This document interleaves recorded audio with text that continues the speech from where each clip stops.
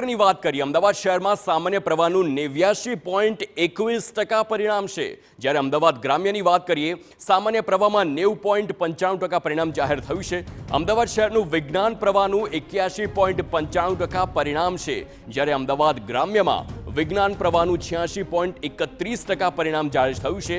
સાથે જ વિજ્ઞાન પ્રવાહમાં જિલ્લામાં કુલ જે 67 વિદ્યાર્થીઓ છે તેમને A1 ગ્રેડ મળ્યો છે. વિજ્ઞાન પ્રવાહમાં 67 વિદ્યાર્થીઓને A1 ગ્રેડ, જ્યારે રાજકોટમાં 80થી વધુ વિદ્યાર્થીઓ હતા જેમને A1 ગ્રેડ મળ્યો હતો.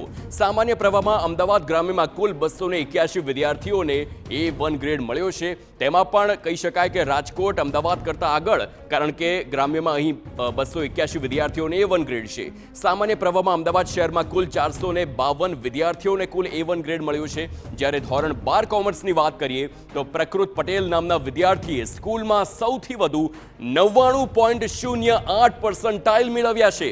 મધ્યમ વર્ગીય પરિવારમાંથી આવેલ પ્રાકૃત પટેલે ટ્યુશન વગર જ અભ્યાસ કર્યો અને આ પરિણામ મેળવ્યું છે. તેની માતા શિક્ષિકા હોય, પ્રાકૃતે તેમની પાસેથી જ શિક્ષણ મેળવ્યું અને પોતાની માતા પાસેથી શિક્ષણ મેળવી સૌથી વધુ પર્સન્ટાઇલ સાથે તે પાસ થયા છે.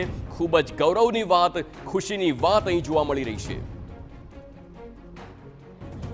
ધોરણ 12 કોમર્સમાં 93% પરિણામ છે તે જાહેર થયું છે, જેમાંથી એક વિદ્યાર્થી કે જે મધ્યમ વર્ગનો છે અને તેને જે 99.8% છે તે આવ્યા છે, એટલે 750 માર્ક્સમાંથી 709 માર્ક્સ છે તે આવ્યા છે. પ્રકૃત પટેલ, તેની સાથે વાત કરશું. કેટલી મહેનત કરી અને શું કહીશ કે આ સ્ટેજ ઉપર કે આટલા પરિણામ આવ્યું? Concept clarity and consistency is key to success. તમે જે કંઈ ભણો એ કોન્સેપ્ટથી ભણો અને રોજનું રોજ ભણો તો તમને એક્ઝામ ટાઈમે તકલીફ નહીં પડે. અને મારી મમ્મી ટ્યુશન ટીચર છે. મારી મમ્મીએ મને એકાઉન્ટ સ્ટેટ ભણાવેલું. મારું એકાઉન્ટ સ્ટેટ જુલાઈ ઓગસ્ટ મહિનામાં જ પતી ગયેલું હતું. સ્કૂલના ટીચર્સ પણ બહુ જ સપોર્ટિવ છે. સ્કૂલના પ્રિન્સિપલ, મને ટીચર્સે મને બહુ જ સપોર્ટ કરે છે. છેક બોર્ડની એક્ઝામ સુધી મને સપોર્ટ કર્યો છે. અને મારા પપ્પા જોબ કરે છે, મમ્મી ટ્યુશન ટીચર છે. અને હવે એ લોકોએ મને બહુ જ સપોર્ટ કર્યો હતો અને હવે મારે આગળ CA બનવું છે.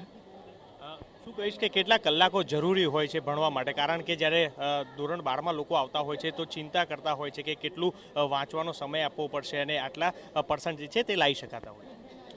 નોર્મલી 3 થી 4 કલાક ઇનફ છે, પણ એકદમ કોન્સેપ્ટથી ભણો તમે અને એક્ઝામ ટાઈમે તમે 8 થી 9 કલાક ભણી લો તો બહુ થઈ ગયું. આગળ હવે શું કરવું છે અને શું કહીશ કે જે હવે નવા જે સ્ટુડન્ટ હોય એના માટે શું એક મેસેજ?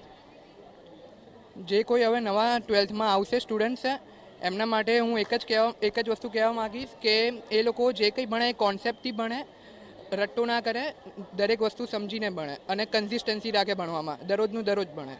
કોન્સેપ્ટ છે કે એ ભણવા માટે રાખે ખાસ અને જેને લઈને જે આટલા માર્ક્સ છે તે અચીવ થતા હોય છે. આ જ રીતના વિદ્યાર્થીઓ છે કે જે પાસ છે કે તે તો થતા હોય છે, પરંતુ જે માર્ક્સ છે તે લાવવા માટે આટલી જે મહેનત છે તે કરવી પડતી હોય છે. હાલ આ જ રીતના HBK સ્કૂલનો આ વિદ્યાર્થી છે કે પ્રકૃતિ પટેલ કે જેને મધ્યમ વર્ગથી આવે છે અને તેને તેના માતાએ અભ્યાસ કરાવી અને ટીચર હોવાથી તેને ભણાવી અને તે આ પર્સન્ટેજ છે તે લાવ્યો છે. કેમેરા પર્સન મનીષ ત્રિવેદી સાથે મિહિર સોની, TV9 અમદાવાદ.